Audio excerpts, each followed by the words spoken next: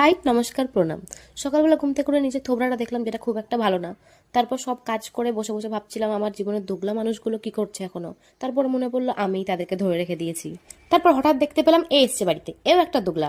ভালো মন্দ রান্না না হলে সে আমার বাড়ি আসে না। তাও তোকে একটু আদর করে দিলাম, কারণ আমি তো দোগলা মানুষকে জীবনে ধরে রাখি না।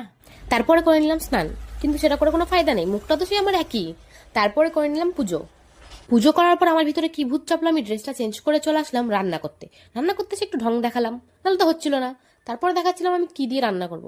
মানে আমার খুন্তি হলেই চলে, সারাশি চলে না আমার। আমার এমনি হাত দিয়েই কড়াই টড়াই ঠিক করে নিই। সেটা একটু দেখালাম, ঢংটা দেখাতে তো হবে।